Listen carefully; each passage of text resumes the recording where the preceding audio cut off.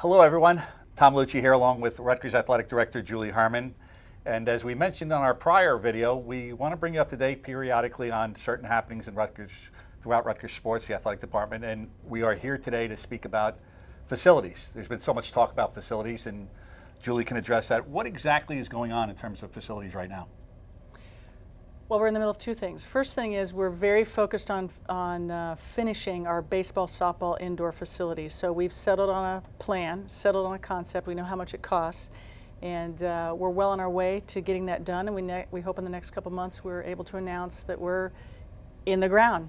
We've got to get it done. Got to get it done in 2015, and super focused on that opportunity to finish that for our baseball, softball. So that's the first thing that's close to happening. That's the closest thing to getting built. In terms of what may be next, there's so much talk about basketball facilities for men's and women's. Where does that stand? Well, we've done multiple needs assessment. Multiple needs assessment were done before I even got here, for basketballs, for football, for countless sports.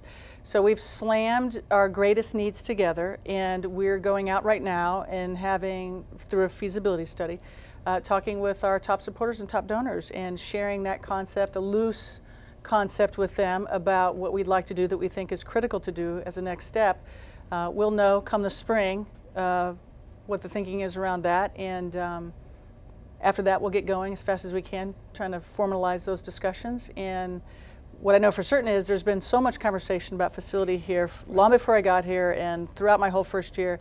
We feel strongly that when we come out with our next grand plan, that we've got to get it done. So we're being very deliberative about it, and very much a silent phase about it, but looking forward to going public.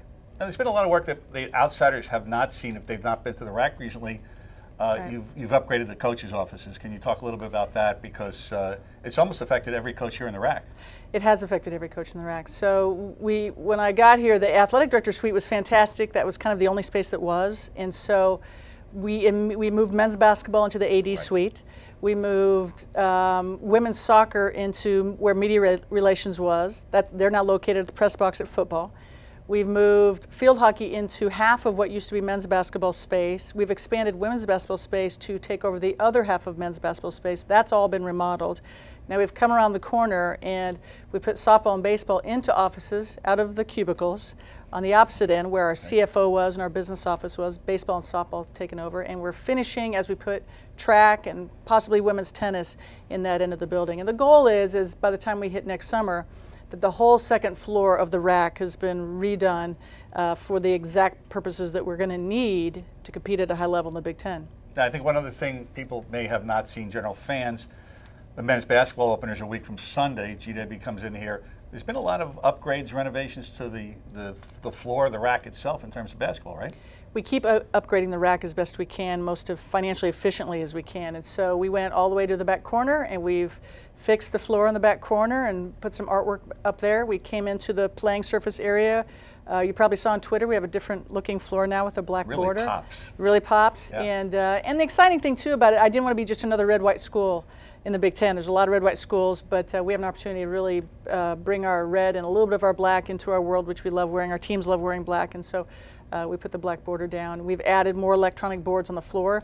We've added more LED boards up on the posts, and so now when you're at a Rutgers game, when all four of those boards flash, it's going to feel like lightning is flashing in the building, so it'll be fantastic. And we've created a couple other little amenity areas to take care of VIPs and hosting, and we've moved banners. So on one end you'll see our most heralded moments, and on the other end you'll see a lot of the championship numbers, and most importantly you'll see the Big Ten banners hanging so people are not confused for any moment about what league we're in. So whatever you may have heard about facilities upgrades or the changes here, now you know exactly what they are. And as I said, we mentioned earlier, we hope to bring you up to date on different developments throughout Rutgers athletics going forward, and we'll try and do another one of these very shortly on a different topic.